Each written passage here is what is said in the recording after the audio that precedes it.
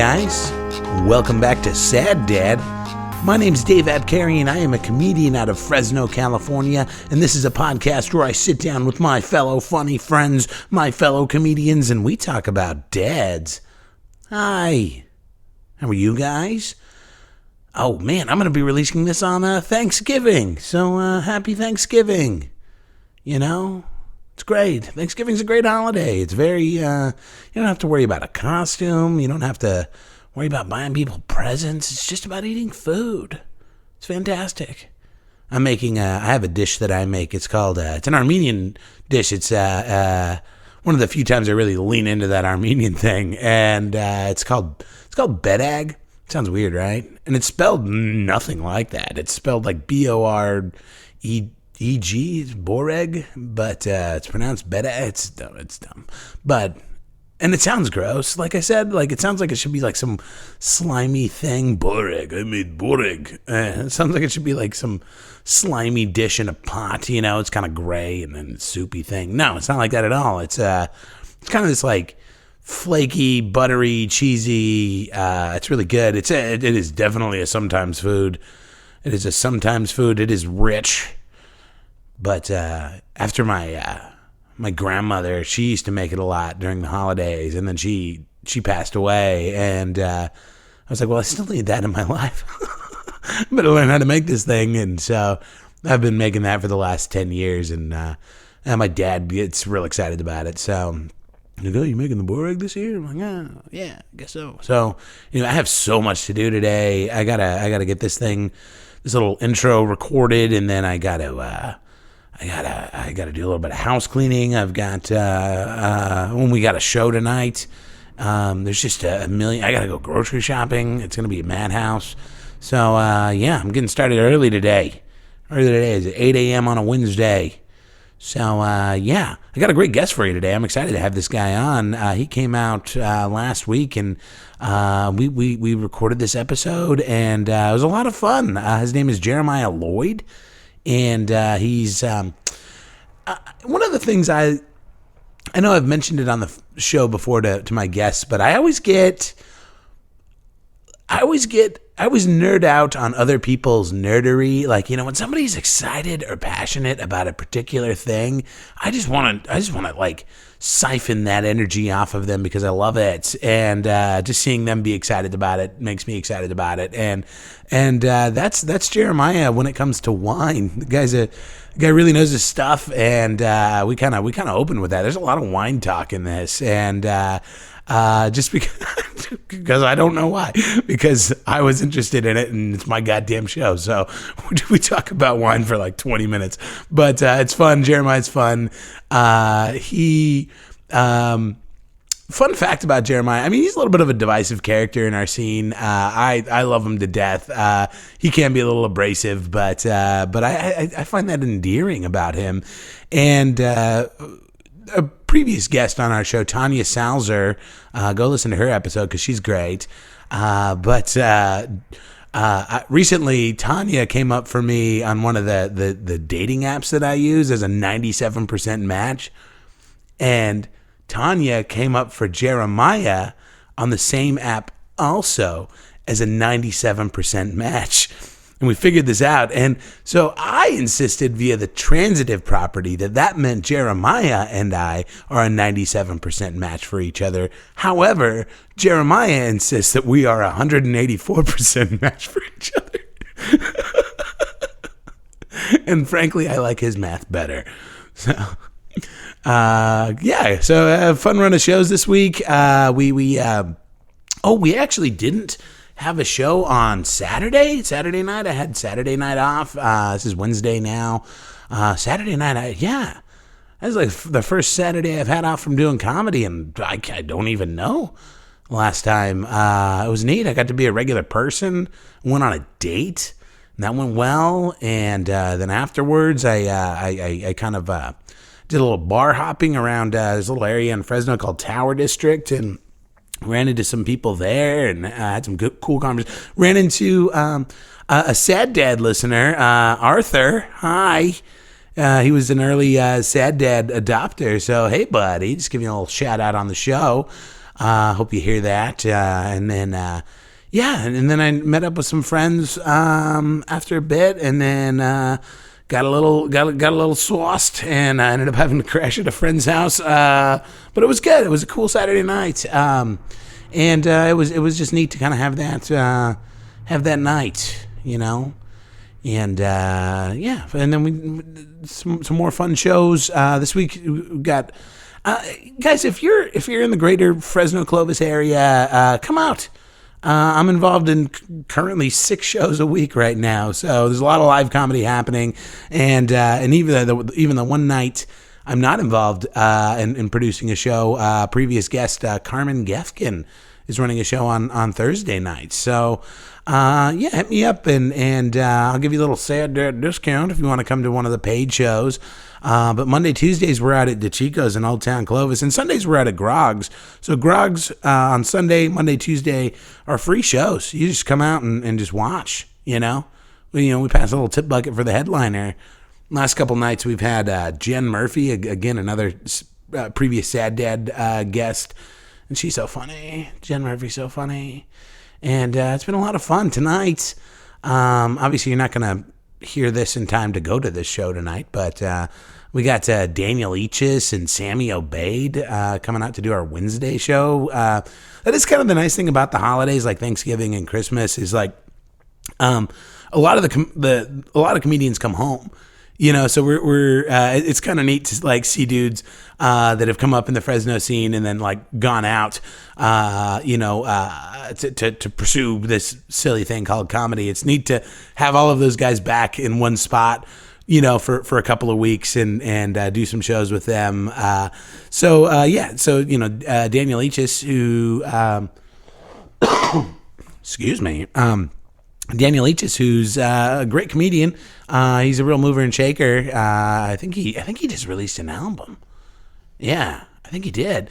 And because we did the album release party, his comedy album release party. Yeah, he's in town. He's doing some shows with us tonight, and Friday night we have Darren Carter, the party starter, coming out, and so that show's going to be like nanners, man. It's going to be crazy.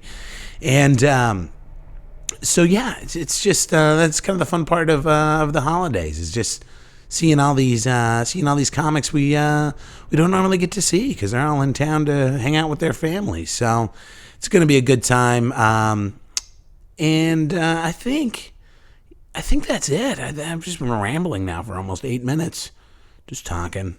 I had a lot of coffee. Like I said, it's early right now. I have so much to do, and I just got up early and I'm like half a pot of coffee in right now, and I'm just... Anyway, all right, guys, let's do this. Okay, let's jump into the show. I got my guest today, the very funny, the very talented Mr. Jeremiah Loyd.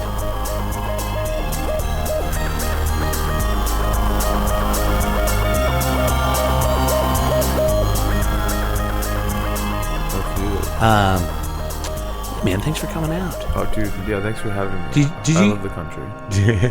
Dude, they're doing, did you see that big old tractor back there? They're like doing this laser leveling thing of our property. Everything is so goddamn dusty right now. It's stupid. Almond orchards? Yep. Oh, yeah. Yeah, my dad's leasing it out to an almond orchard guy. It's laser almonds. Yeah, it's weird. So much science. I'm not like real stoked about it because almonds are so goddamn dusty. Like the way they harvest them and stuff. Yeah. It's lame. So what'd you have going on today? Did you were able to come over at 10 a.m. on a Thursday? Oh yeah, I like to wake up first thing in the morning, crack open a couple like cold ones with the boys. So I figured who slept over the night before. Yeah, I know, right? Yeah. Let's keep this ball rolling. Yeah. That was a good time. But then I don't know, it's fun. That's cool. You are currently you're going to school right now. You do something I think is really interesting. You're really into wine. Oh yeah, I love getting blackout drunk on rosé. Like I was doing it before 40-year-old women were doing it. Sure. And so like I just kind of like grew up drinking, and so it just kind of like in that culture, I'm like, you know what? Like I feel like I can make booze. Like, yeah. How hard can it be? Like I'm already got it in me. Like. Clearly, I look for the answer inside myself, and I'll be done. And so very enlightening. Yeah, I like it. Very Zen approach. But I mean, like you're like a serious white Zen approach. Like and you're like a serious nerd about it. Like you're going to school. You're into the chemistry of it. Yes. I mean, was that part of it? Like, were you kind of like a sciencey, geeky kind of kid growing up? Or? No, I was blackout drunk when I was growing up. Like, I was like 13, drinking Carlo Rossi out of the gallon jug, thinking I was classy. Like, and so growing up, like, it was just kind of like, I like books a lot. So, like, I was first an English major. Sure. And then I became a... I was like, okay, like, what if I start, going over to enology, and then, like, there's a whole nother, like, aspect to, like, making booze. It's a science, it's an art, it's where chemistry and art come together, like, it's just, I mean, because it's based on temperatures and, cellular growth with yeast, like, it's, it's incredibly cool, like, the microbiology side of it, just how, like, everything kind of goes down into itself, and then you got, like, the psycho, like, physics of it, where it's like, how people, like, smell, and their sensory, like, evaluations. Like, it's just, it's really cool to, like, be involved with all of that and, like, actually see the whole realm of what is wine. And it's not like pretentious, like, I mean, I love, like, wines that are like $7, like, they're phenomenal. Like, I'm not like drinking like $100 bottles of wine every night. Like, I'd be broke than I am.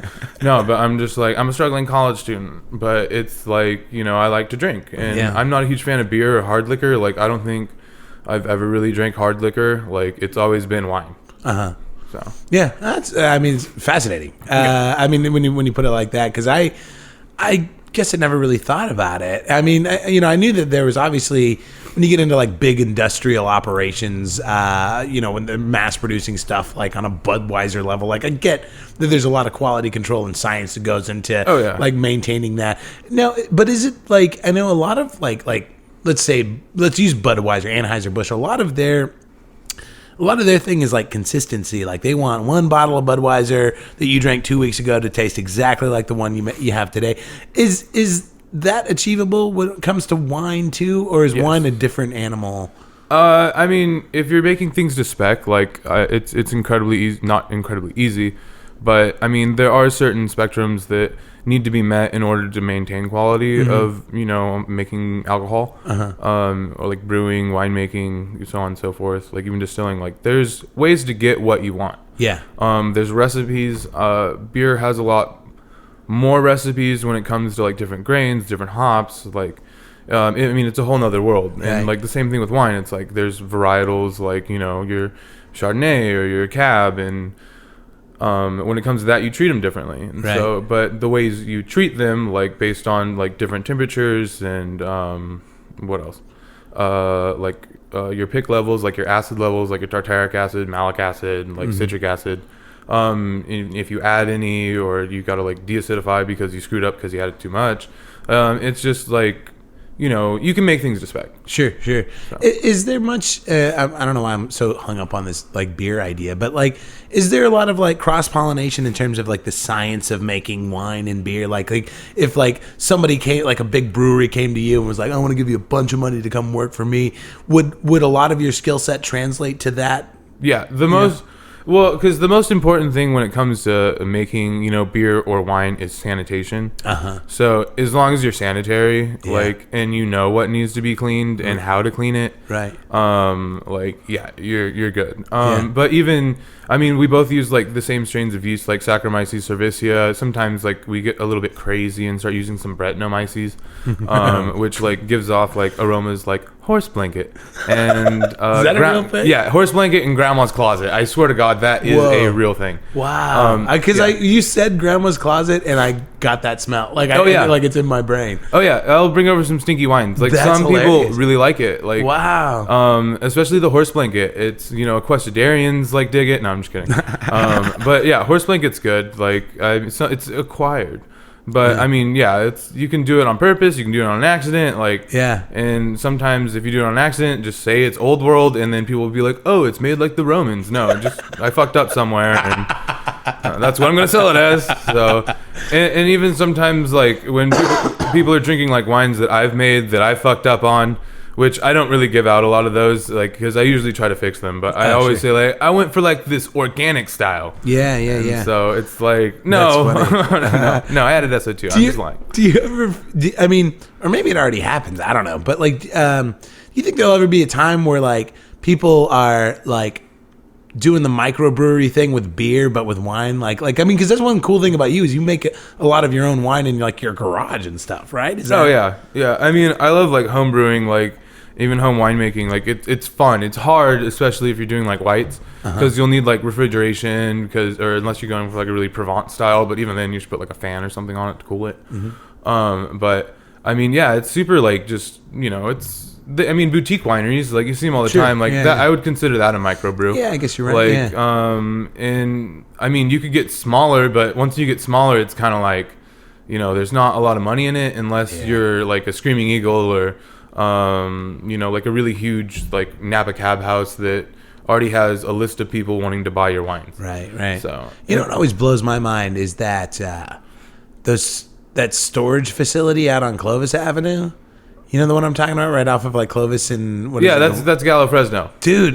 That is insane. Like it's just insane to see these massive. How many gallons are like 600,000 gallons, and there's like 150 of them or whatever, something stupid. Like 182. 182. Yeah, that is fucking like it just blows my mind that much wine can exist in one place and will be consumed. Well, that's the second largest winery on earth. Like, the largest one's literally an hour away in Livingston. Wow. So yeah, I didn't realize that we were the Central Valley was like the wine capital. No, it's I think like, fuck you, Napa Valley. Well, I think like 75% of all grapes like come from like the Central Valley. Yeah, makes sense. I think that's according to Wine Business. I don't know. Like, I gotta feel like I gotta source myself. I'm gonna say stats. But yeah, so but again, like some of the best wines come from here. It's just you have to treat the grapes right, because it's not like, so I'm making wine next to this dude like from Napa that I go to school with, and he makes this cab and he gets it from Napa, and I get my cab from across the street. Like, like it's here in town. Like I got cab, and it's Central Valley cab. I gotta make acid ads. I gotta,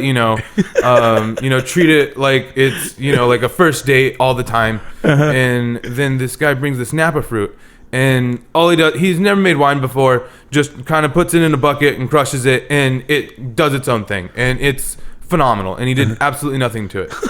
And then I have mine, and I treat it like you should. Like, you gotta make some acid ads because you're gonna get a little bit more jamminess, and just because the fruit's so like high in sugar. So and there's not a lot of color, but if you add enough acid, you're gonna stabilize your color. So I'm like, I make it, and it comes out, and we get done fermenting it, and then we press it, and then it's all good.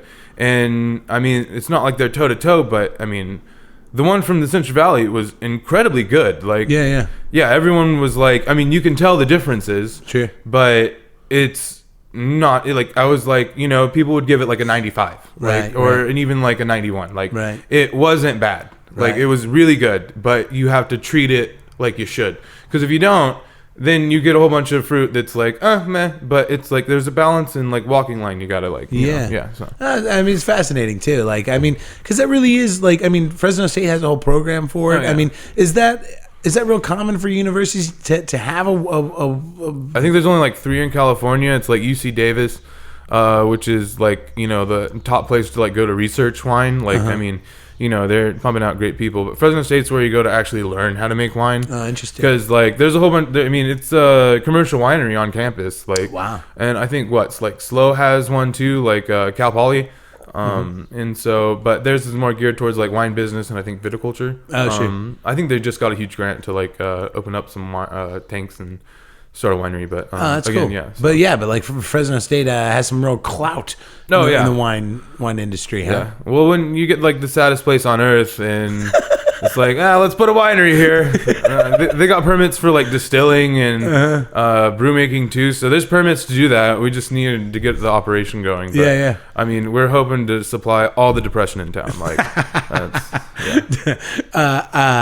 dude, A couple of years ago, I had this job. I was a delivery guy. I was a uniform delivery guy, and I had a lot of customers that were in and around that Gallo facility, and so I'd spend like large chunks of my day in that immediate area. And do they do it every year, or is it just a sometimes thing where they like purge the tanks or whatever? Because it smells so bad. Like everything within like a mile radius of that, it just smells. It's the worst smell I've ever smelled, and not the worst ever, but it's bad, and it goes for miles. Like you can smell this thing. Is that? I mean, during harvest, sometimes it gets a little stinky. Yeah. It's an acquired smell. I mean, it smells like wine that's like brewing, like or not brewing, but it's wine that's fermenting, like. And sometimes like people don't like it, but other times it's like, it depends on what you're doing at the time. Like, are you mixing like, your huge like red and white fermenters, and then it's just kind of like a weird funky smell because you got both of them going. Yeah. But I mean, there's so much wine there that it's like, it's hard not to make it smell. Right. It was like, I mean, and it wasn't always that way. It was just, there was like this 1 week. It was like harvest. Maybe that's what it was. And it was like, it was so abrasive, and it was so everywhere, like everywhere. Yeah. Like you could smell this thing, like inside. You keep smelling it. Yeah. Like inside the businesses, you could smell it. Like outside, you get a mile or two out, you could still smell it. It was fucking bananas. Yeah. But yeah, I guess I could also see it being an acquired taste too. Yeah, like Like I mean, I don't know if I hung around it, and I think also too if I understood what it was associated with. Yeah. Because if you smell a bad smell out of context. Yeah, you're like, it's just a bad smell. But if you smell a bad smell in relation to like a good glass of wine, you're like, it's not so bad. I can come into this. So, so moving on from the wine thing, but how did you? What's your like comedy origin story? Like, how did you get into comedy? I didn't even know I was doing comedy for like the first 3 months. Like that was at such like a dark point in my life where I was blacking out drunk, getting fat, working at Chick-fil-A. I was young. I don't want people thinking I'm working at Chick-fil-A like recently. I'm just that Christian. But no, but it was like, I was getting blackout drunk, doing comedy in a tank top and a gym shorts and wearing like knee-high socks. So like I just got done playing soccer, but eating from a buffet at the same time. Like you didn't know you were doing comedy? I came to doing comedy one night, and I was like, "You're just on stage." Well, because I started at like Guadalajara's, which like was an old room that Danny. I don't even know if that was it. But it was like an old room, and then my buddy was doing comedy, like William Lushbaugh. Like I miss that guy. He was phenomenal. Is phenomenal. But yeah, so anyways, like we're at Guadalajara's. I'm 18. They served me. They're no longer in business. It's not my fault. But they had these 5-in-1 margaritas. And I would drink 3. And so 15 margaritas. But I would also ask for extra shots in each one. I'm like, I can't taste the booze in this. Charge me for 5 extra shots and put it in my drink. 30 margaritas deep. Yeah, 30 margaritas deep after only drinking 3. And don't worry, I lived close. I slept in the back alley. No, but I would drink those, and then like right after, like 5 o'clock, and I'd go there, and then the show had started around like 7 or 8, and I'd already be blackout drunk. Like I was working on writing all this sketch comedy that, was just scribbles and drawings of me in the margaritas. But yeah, one day I was like, oh shit, I've been doing comedy, and then yeah. And so I was like, oh, well, I'll keep this ball rolling. And then I was getting booked on shows, too, because, like, Will was there. And so he'd take me to these shows, and I would be double-fisting, like, country club in the back, feeling like I just got done golfing. Like, like, I'm just like, yeah, this only cost me $4 and 4 balls. And then, so we'd go over to Heroes, which is no longer in business. Oh, yeah, downtown. Yeah. Also not my fault. But yeah, they were out of business, and so we would do comedy there, and it was fun because it was upstairs, and so you get to see me stumble down, and so it was a good time. That's funny. Did you grow up? I mean, you said you were writing sketch comedy at the time, but like, I mean, did you grow up being into comedy? I mean, were you watching comedy specials or anything like that? Yeah, like I want to say when I was like 5, like my uncle started showing me like Rodney Dangerfield, and so it's kind of like I grew up with dirty, filthy comedy at a very young age. Like Rodney Dangerfield, like what is it? Like I wanted to say Richard Pryor. Yeah, I'm just like I'm a Raiders fan. What's up? No, I'm just kidding. Fuck that. I'm a Chargers fan.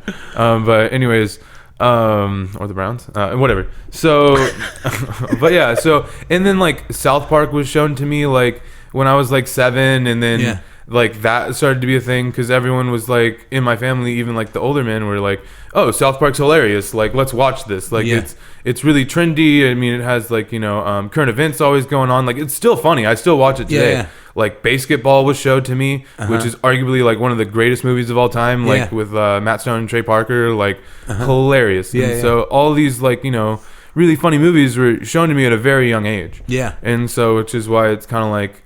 I feel like I'm more funny in real life than on stage, but I don't want to discredit myself too much. But I mean, I like to have fun more. Like, I mean, I don't know. You bust me up on and off stage. That Parvo thing the other night. So goddamn funny. Yeah, Tanya calls me the human version of HPV, and I'm like, I'm giving everyone Parvo.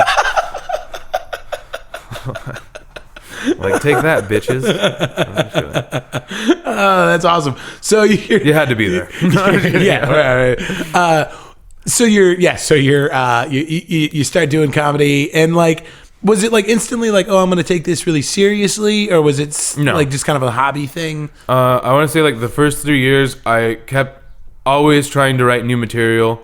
So I'd get booked, but everyone was like, I don't know who's going to show up. Like, is he going to be drunk or is he going to be, sober? Is he going to do his material? Is he not going to do his material? Yeah. So it was kind of like, I've been at it for 8 years. Like, I got a lot of material, but I like saying what I like to say. Right. But I mean, I always love doing new material. I mean, I want to say I dipped out for a year to really hit school hard. Yeah. And then I came back, and that was like year 4. Yeah. And I was still doing new material, but when I was on shows, I would do material. Right. But I would always be told like, you're always doing new material at open mics, so like I can't tell if your jokes are funny.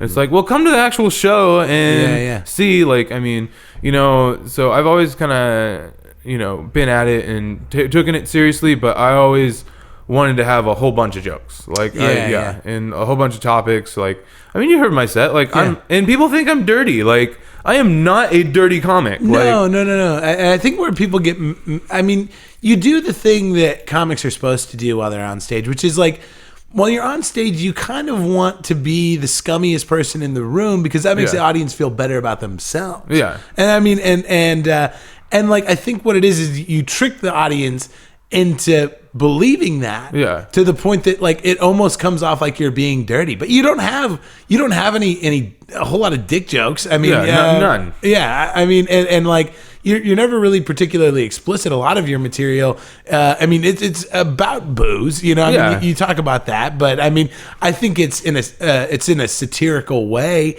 It's not like you're necessarily pro booze. You're like, oh, I'm pro booze. Well, I should say the way you present it is like, booze has done these things to me, and they're funny, but they're not necessarily good. You know, like you're not. It's not my fault. Exactly, and like you're not. Like I don't think anybody comes at the end of your set is like, I should drink more booze. It's. I mean, I feel like in a lot of ways you. I leave people sober. Yeah, exactly. In a lot of ways, you advocate so hard for booze that you come out the other end where you know what I mean, like where people are like, I should probably cut back on some of the booze, I don't want to be like that guy. You know. And so I mean, that's always sort of how I took your set, was like, I mean, and obviously it's all open to interpretation, but that's like, I never hear some of your awful drunken DUI stories and think to myself, I think I'm going to drink and drive. Like, it's fun. Yeah, exactly. It's like playing Grand Theft Auto in real life. Exactly. So cool. So like you do you're doing the comedy thing. You take some time off for school.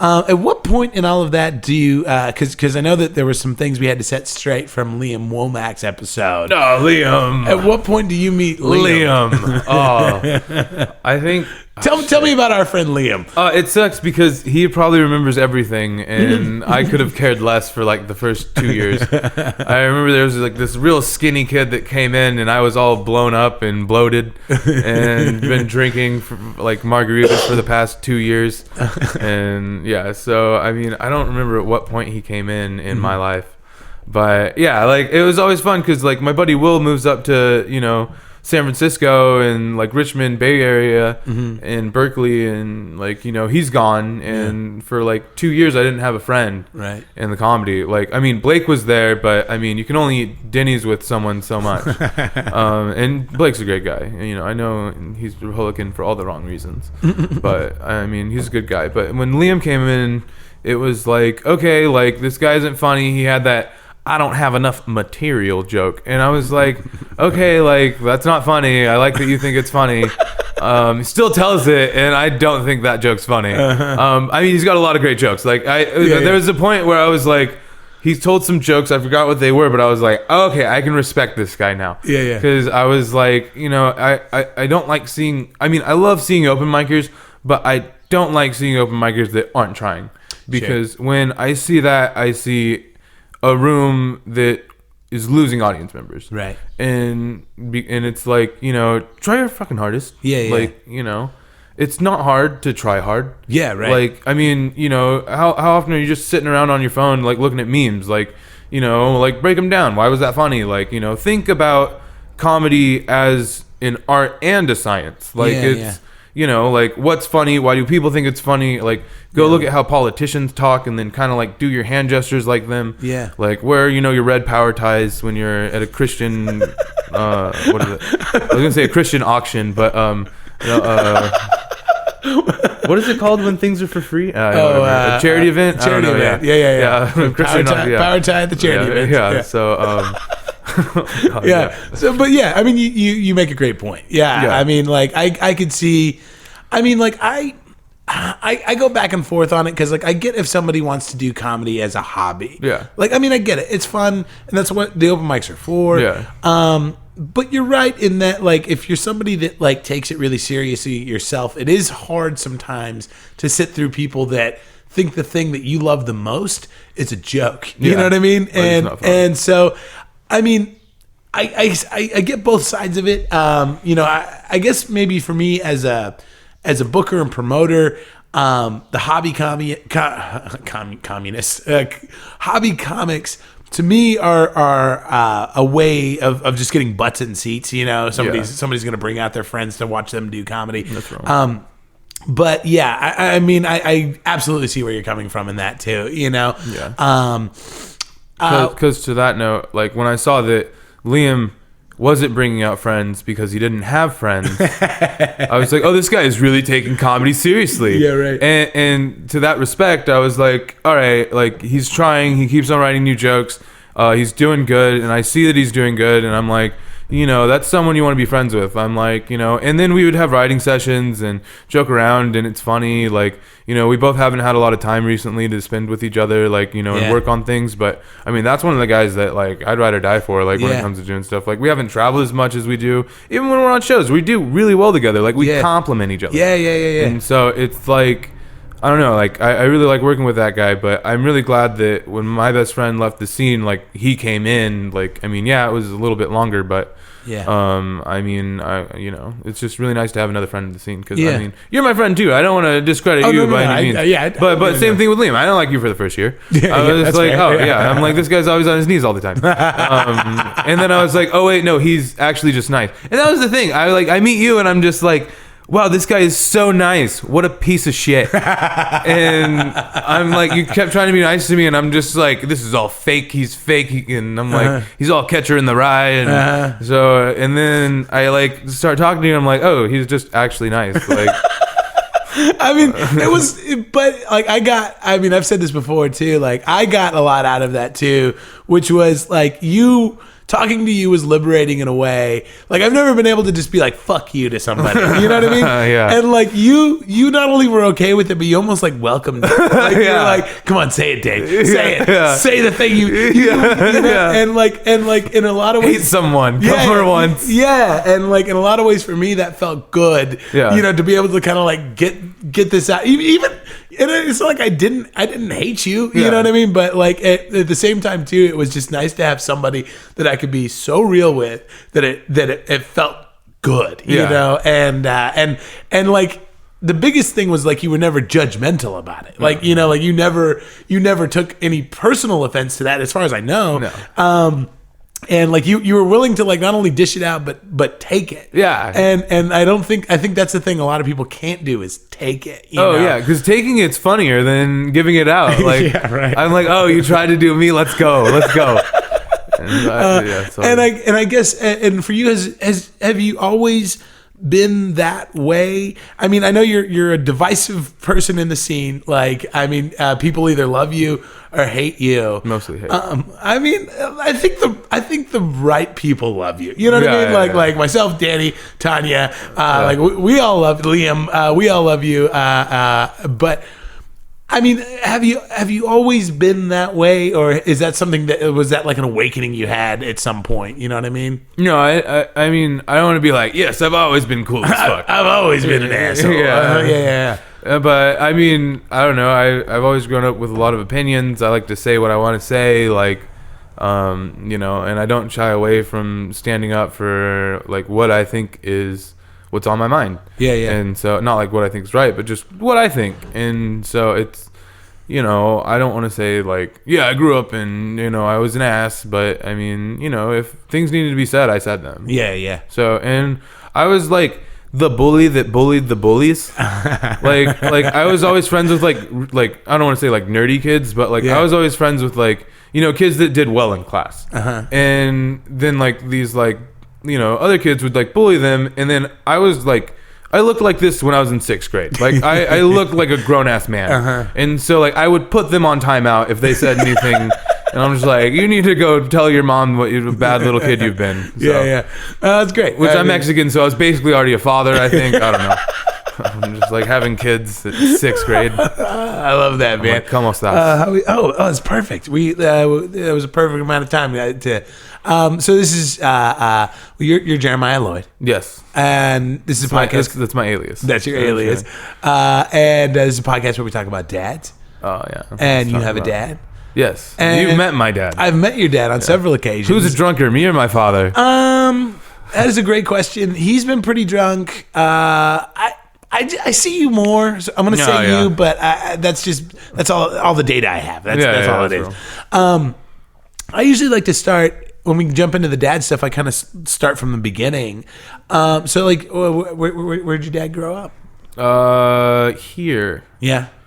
Yeah. So we're from here. He grew up here in like, what is it, in the grocery store business. Here being Fresno, California. Yeah. Oh yeah. Sorry. I need Oh no, it's okay. Do you have any idea what kind of a kid he was? Did he have a lot of siblings? I think we were both the same in growing up. Like, which, I mean, we both had, you know, we liked to drink at a young age. And we had mothers who were like, oh, that's bad. Where I think, like, if I was allowed to drink more, like, and it was okay, I would have been, like, valedictorian. Like, because I would have been going up to, like, you know, the graduation, like, stage to, like, give my, you know, like, you know, speech to everyone, but I would have, like, a glass of wine in my hand. Like, this is why I'm valedictorian. Like, I love Emily Dickinson. Like, you know, and then go on and so forth. And so... but yeah, I mean, we're both kind of like little shitty kids, and I mean, you know, entitled babies of the family. Like, sure. Oh, he was the youngest. He was the youngest out of like 3, and so yeah, it was fun. Was he a sports dude? Was he playing a lot of sports? Yeah, he like, and it's funny because like me and my dad have always been like good at like, you know, sports, but I mean, I've found other callings, and I think he has as well. But he was always like, I just remember like being, I want to say like 8 or 12, whenever like Michael Phelps won all those Olympics, and he's like, that could have been me. I was such a good swimmer, and blah blah blah, and I'm just like, okay, Dad, I was a good swimmer too. Like, thanks. And not like I'm not like buoyant or anything, but you know, when I was born, I was, and so anyways. But yeah, so I mean, he liked swimming, and like it's funny because when my dad was growing up and he was in such good shape, like my dad was like, I mean, like a really good looking man, like you're a young man growing up. And it's funny because like I see pictures of him and I see pictures of me, and he was clearly more attractive than I was, but I always pulled hotter chicks than him. And so he was always like jealous and like upset, like, why is my son getting such a hot chick when when he's that age, when I had this chick who they were attractive. But I mean, to be real, like and then he's like, well, you got that personality. And I'm just like, yeah, Dad, that's what did it. That's what it is. That's so funny. And so, what do you know what high school he went to, right? I think Hoover or something. Yeah. And so he's grown up. He's good looking dude. He's good at sports. He's going to Hoover High. Yeah. He graduates, and you said that he was in the grocery. Oh yeah, like he was like a delivery driver for a long time, like with dryers. Like I remember like growing up, like he'd had like a couple of delivery jobs. Like one of them was like for Dryers, the ice cream company. The other one was for like what is it, like Fritos, like the chip company, and then bread, and then some other stuff. But like every time that he worked for one of those jobs, there was always ice cream.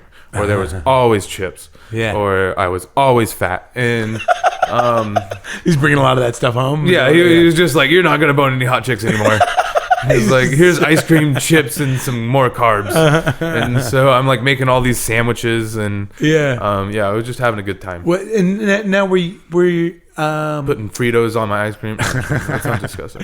And does he do that for a long time? I mean, is that yeah, I want to say that was the majority of growing up. Like, that was kind of like all growing up. Like, I mean, he kept those jobs for like a long time. Like, but it was like there was a phase of ice cream, a phase of chips, and then as an adult there was a phase of bread. Like, and then so I worked with my dad for a little bit because he like distributed for in like the Clovis County like for bread, and so I worked for him for a while, so that was a good time getting to know him. Well, and did he go to college, or would he just go straight into the workforce? I think he wanted to be an Olympian and get all those gold medals, but know, work. So he was that serious about swimming? Oh, okay. He gets high sometimes. God bless him. He smokes a lot of weight. And so at what point in all of that does he meet your mom? Well, since he's a delivery guy, my mom worked at Save Mart. And so when she's working at Save Mart, they just kind of met, and he's like, so I met your mom and like asked her out, and then we went out, and so anyways. And something you're real open about on stage is sort of like the duality of your totally different people. Of your upbringing. So talk a little bit about that. Like talk about who your dad is and who your mom is, and just to kind of give the audience a sense of what it was like growing up for you. So I mean, I'm 100% honest when I say I come from racist and I come from illegals. Like growing up, like, and not to knock my family, but like, I mean, they were very white, or they are very white and Republican. Even like the brown ones that like, you know, like, cause I'm half white and half Mexican. And then I got a cousin who's like half white and another ethnicity. And it's like, how white privilege can you be when you're that brown? Like, I mean, I get it. And, you know, but it's like, it's, you know, I grew up watching, you know, George Bush and like Fox News whenever I was over at their house, and it was like not like shell shock, but it's always kind of like, oh, you get to see both sides of the coin, like, and then I go back to my house and we're doing yoga, or my mom's house, and we're doing yoga, we're lighting sage, we're doing ceremonies on deer pelts, and got like all these crystals lying around. Day of the Dead's coming up, or it just passed, and we had shrines everywhere. Like, so it was kind of like, you know, we got to see like a really like WASP, like a white Anglo-Saxon Protestant like family, and then we got to see like a Mexican Catholic family who likes voodoo. And so because I want to say like my white family thought one of my aunts was like a witch. Wow. Yeah, like Bruja. well, yeah, she had a whole bunch of like like books on Wiccan like stuff and and so it was funny, and she wanted to do all these crystals and celebrates like winter and summer solstice. That's wild. Yeah, dude. and so It's kind of hot too. I mean, she's like 60, but Well, I mean, sure. yeah, I guess for now. sure. Now it's not hot. Yeah. But so If chicks celebrate winter and summer solstice, yeah, that's what gets me off. Like, like you're just on dating apps. Like, do you celebrate summer and winter solstice? No, move along, sir. How do you feel about equinoxes? Yeah, I know. Yeah. Well, when should you harvest? How high should the moon be? Like, and so like. So your mom and dad were they ever married at any point, or were they? No, they were together for like a long time though. Oh, okay. I mean, from what I heard from both sides is like they were incredibly happy when they were together. Mm-hmm. But then something happened, and then they just kind of like fell apart. And you were the only child. Yeah, I know. So I take full blame for that. No, I'm just kidding. It's their fault. Did they? I mean, how long after you were born did they split? Oh, I mean, shit. I don't know. I was probably like. I honestly don't know. Oh, really? Probably like 3 or 5. Oh, okay. But you almost like don't remember it. Yeah, I don't remember the timeline. Oh, that's wild. I mean, I don't even remember like meeting Liam. Like, you're really gonna ask me like, when did your parents split up? I don't know. Soon there, shortly after. Yeah. That's wild, dude. And so, I mean, but it is fascinating, like to grow up in between those two worlds. What I guess, like, were they always pretty civil about each other or to each other? Yeah. Like, I mean, they, like, both families, like, loved each other to death. Like, I mean, we all knew, like, there was little, like, quirks that they didn't like about each other. Sure. Like, like, some of them were racist. Some of them worship the moon. Like, right. Which is equally bad. Like, no, I'm just kidding. Some of them voted for Trump in the past election. Other people voted for Hillary. Sure. Which are both equally bad. Yeah. But you're like this weird little, like, fleshy bridge between these two worlds that would otherwise never exist. Coexist. One to deport one. Like, I mean, I grew up with like field workers. Like, I mean, you know, they came a long way from there, but like when they came to the country, like that's what they did. So I have, you know, and both sides work hard. Like that's the thing. It's like, you know, you had two different aspects of it. Like, you know, my grandpa worked in fields and my white one worked in fields and picked apricots. Like, you know, so did my Mexican one, and grapes and so on and so forth. That's wild. So it's like, it's this hardworking like community between these two worlds. Like, so I just got a lot of that, and it's, I mean, there's nothing more important than like work ethic. Is it one of those things where, I mean, do you feel like they had more in common than they were willing to like realize or admit? Oh yeah. Like both sides talk shit on everyone. Like, I mean, it doesn't matter if it's each other, but like it's any family would do, like, it's a no chance, which was always fun. I was always sitting at a table, no matter where I was at, and we would be talking shit. And it's so funny about what some chick wore, about what this guy did to his wife, what this woman did to her wife. And so it's just a gossip and, you know, like dilettantes, and it's just fun. Like, I don't even know if I use that word correctly, but I like the way it sounds. It hit the ear right. And were you like, were you raised religiously, or was it? Oh, yeah. It was funny. I grew up in like church plays. I was like the Star of David or something. So, and then like it was in choir, like the church choir, and then I turned 8 and was like, I don't have to go to church anymore. And so they would go to church and they're like, you need to come with us. And I'm just like, I don't even like bagels. Because like the cream cheese, they never had strawberry cream cheese, which, you know, like when I went to church and there wasn't any strawberry cream cheese, do I believe in God anymore? Like, what are we even doing here? Yeah, I'm like 8 questioning, like, this isn't, like there is no God. I wanted strawberry cream cheese. He should have known. This is one of the things Martin Luther wrote about. I know. Letter to Birmingham. There should be strawberry cream cheese at all church events, which is why he was a good preacher man. And so, but yeah, Martin Luther King, like, you know, I would have went to his church. It would have had strawberry cream cheese.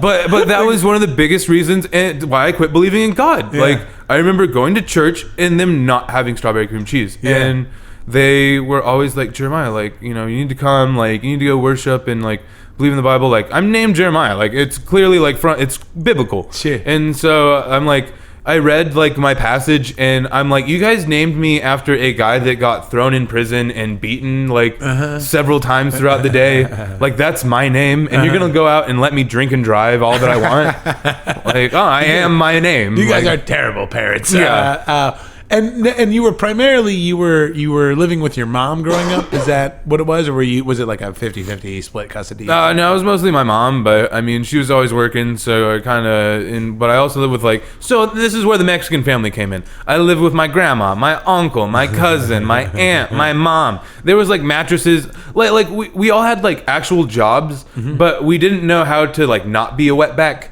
like we had like, you know, like like expensive couches and expensive TVs like in the living room, but we also had like 2 mattresses in the living room. Like just in case like cousins wanted to come over, and they had a place to sleep. Like I think every room had like 3 beds in it. Oh wow! Like we're just still in like a farming community, but like it's Clovis and my like clearly everyone makes over $50,000 a year, and it's like funny. 1990. Wow! And so yeah, there was just a lifestyle that they liked. Yeah, it was just like the whole family thing. Like and we're always together. And I mean, you know, white people argue a lot and hold grudges, but Mexican people argue a lot and then just still sit down and eat with each other and keep that argument going because it's fun. And then you go home and then you have hot, passionate Latin sex, you know, and dark nippled Latin sex. Oh yeah, it's the darkest of nips. But yeah, it's like they're also lactating and not even pregnant. And so like growing up, what was your relationship like with your dad? I mean, did you guys get along, or did you? I feel like, you know, we raised ourselves like together. Like we grew up with each other. Like we both started online dating at the same time. And he was like, and I never knew what a fuckboy was, like what a fuckboy was. Yeah. Until like my dad was like, just like, hey, this like chick's really hot, and like she's like 40 or 50, like his age, and he's like, when do I send her the dick pic? And I'm like, Dad, that's not a thing. Like, respect women. Like, come on. And so I just, you know, it was just stuff like that. And so I got my dad sending like dick pics to chicks, and then hitting on chicks that I and that was one of the things. Like I don't know. It was funny. I felt like there was more there. And there is, and I'm not. Yeah, I'm being recorded. Yeah, kind of. I forgot this wasn't therapy. I'm going there after this. I'm like, but this is a good head start. We can pump the brakes on that. So that's fine. Yeah. Okay, so like, I mean, and that's interesting. So like, you guys were both trying to figure things out at about the same time. Like I was 16. Fucking in my car. My dad was 50, fucking in his car. Like he had his own place, I had my own place. But we're both still fucking in cars. Like, like it's cool, and it's like in Old Town Clovis. Like I don't know. And so it was like, well, and I mean, was he like real involved? Like, was he going to like your sporting events and? Yeah, but I never liked my parents going to my sporting events because like my parents were like the parents who were like, you're gonna be the best, and I'm like, yeah, and I was really good, but I'm like, don't push me. Yeah. Like, and like, not that they would like yell or anything, but they'd be like, you got this. Like, and I'm like, you here stresses me out more, and it makes it not fun. Right. Which is something that's always kind of been hard to like look back on, because like I would love to do sports, but I always told them, please don't come. Like, I want to have fun, and like I know they want to support me, but I'm also like, sometimes I want to be a lone wolf. Like I don't, you know, and I know that sometimes parents have kids for that reason so they can watch them grow up, but I'm like, I don't know, I wanted to kind of do it on my own. Like, sure. And I see you guys. I see you and your dad, because your dad comes out to a lot of the shows. Oh, he supports me. Yeah, he's great. And I see you guys. You know, I mean, you'll be sitting at the bar together. You're and it really, I mean, it is kind of heartwarming, because I see you guys talk with like to each other with genuine interest and like genuine like it's like you're 2 old friends. Yeah, and I mean, was it always that way? I mean, you guys just seem to like have that understanding of each other. I think there was a point when I don't know, I turned 18, and then like we just started kind of talking again. And because I was like 16, or like I was a teenager, I didn't want to talk to my parents, like you know, and like he didn't have like, you know, I mean, he had custody of me, but I mean, he didn't ever enforce it. He was always kind of like, if you want to come over, you can. He never like pushed himself on me. Sure. So that's why I don't push myself on women. But to say the least, I'm like, there was a point in time where I felt like I was more friends with my dad than like father and son, because like we both go to each other for advice. Yeah, it's interesting. Yeah, like and I mean we like, you know, I had other like strong male figures in my life, like his father, and you know, so it's not like I like, you know, seriously missed out on the whole masculinity thing. Yeah, like yeah. I mean, I can put on makeup sometimes and heels, but I mean that's for me. Yeah. Right. Like I don't leave the house. No, I'm just kidding. But yeah. So it was cool. But I mean, I do take genuine interest. Like he's funny. Like I think my dad's one of the funniest people on earth. Like But I mean, we both like, you know, are very outspoken guys, and so we can't be together for that long, or else we start arguing. Yeah, sure. Yeah. But yeah. And it is always like he'll walk up to our shows. It's happened a few times now. We and you haven't gotten there yet, and he'll be like, "Hey, is Jeremiah here?" And like he's really excited to like see you. And I'm like, oh, I haven't seen him yet, man, but I'll keep an eye out. Yeah. And the idea that he's there. I mean, obviously he's there just to see you, but like the fact that he's like genuinely excited to see you, it's just like, oh, gets me in the feels. It feels. I mean, and I know, and he's already seen my set like several times. Yeah. Like, and he brings friends. Yeah, I know. Yeah, like come watch my son. Like it's great. Yeah. So this is a part of the show where I ask for like a dadicdote. Like I call them dadicdotes, just a dad anecdote, something fun or interesting or profound that. What's an anecdote? What's an anecdote? It's just a story. Oh, do you just want me to tell you a story about my dad? I mean, just something that maybe sticks out from your childhood that was interesting or fun.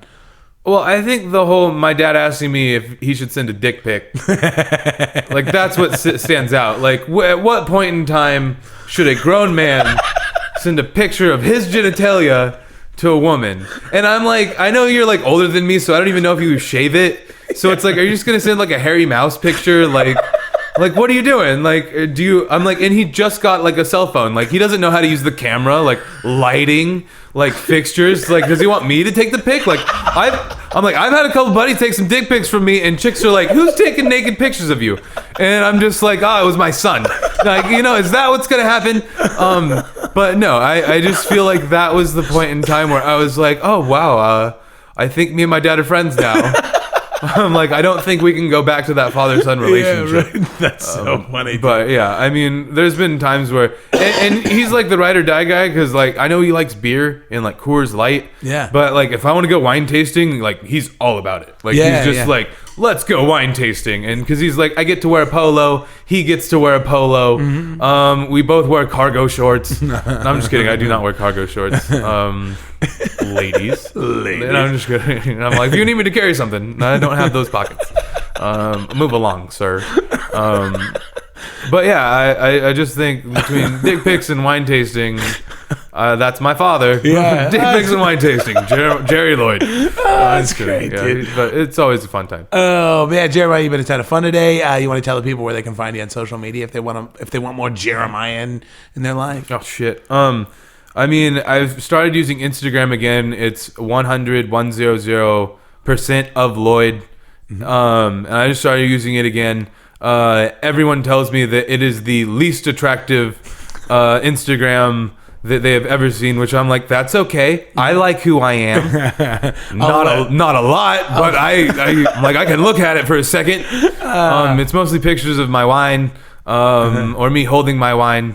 And then like Facebook's always a good place too, but I mean, honestly, who really uses those anymore? Like, I'm just kind of like, you're gonna do what you're gonna do, and I just feel like they're cheap versions of dating apps for people that you want to reconnect with that you were in high school, or like previous jobs. But I mean, if you want to hit me up. Like, let's hang out and have a beer. But I mean, or some McGriddles in the morning. Have me on your podcast. I'll bring McGriddles. He did bring McGriddles, and it was fantastic. Oh, and if I was breathing hard through this whole thing, I'm blaming it on the McGriddles. Like, in the extra hash browns I got. Awesome, man. Well, thanks so much for being on today. All right, thanks, Dad.